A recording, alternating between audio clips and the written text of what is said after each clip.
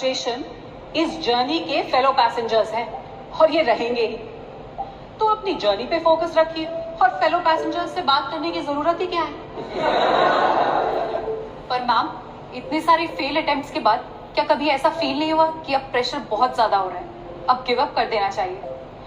ये सवाल मेरे दिल के बहुत करीब है।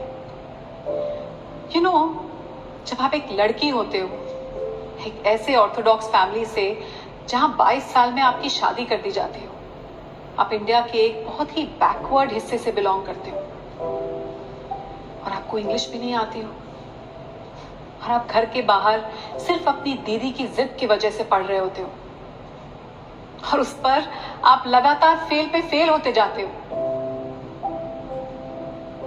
तो हाँ, हर रोज लगता था कि गिव अप कर दूं और शायद कर भी देती, एक्चुअली डेफिनेटली कर देती।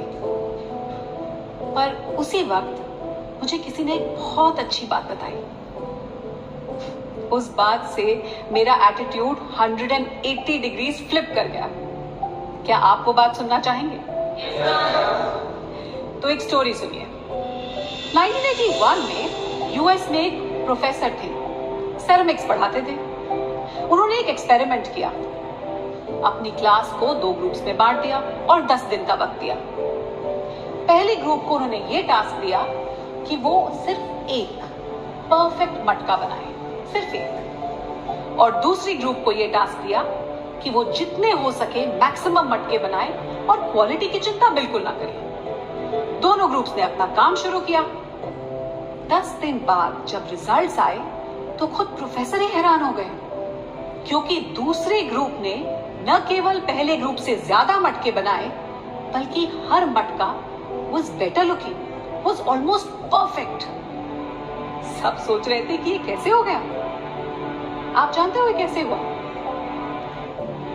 क्योंकि पहला ग्रुप जो है वो सिर्फ इसी बात को लेकर अटका रहा कि एक मटका बनाना है, इसको परफेक्ट कैसे बनाएं। तो उन्होंने सारा टाइम परफेक्शन में ही गुजार दिया, जबकि दूसरे ग्रुप ने एक बार कोशिश की और बहुत बुरे मटके बनाए, पर उन्होंने उसको इम्प्रूव किया और दोबारा कोशिश करके फिर से मटके बनाए।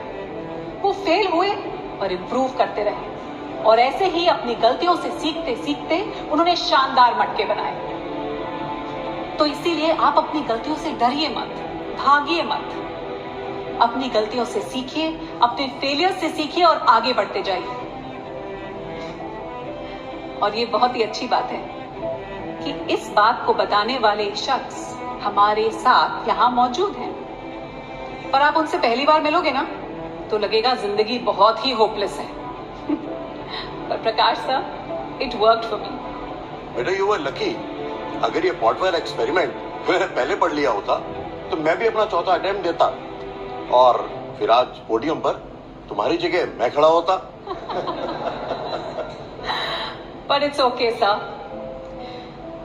जो फेल होता है ना, वही बता सकता है कि कहां गलतियां न करें। कभी कभी आपका सबसे खराब खिलाड़ी देश का सबसे अच्छा कोच बन जाता है। क्यों? एवरेज प्लेयर ही बोलते थे बेटा। तो आप सब डटे रहिए, फेलियर से मत भागिए, क्योंकि फेलियर ही आपको सिखाता है और फेलियर ही आईएएस बनाता है।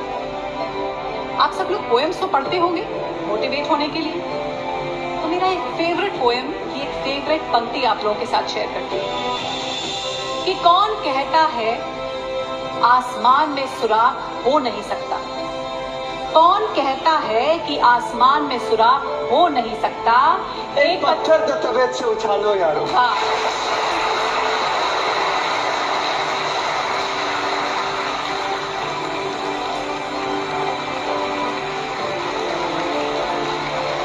इसी के साथ मैं आपको कहूंगी all the best, don't give up. Thank you.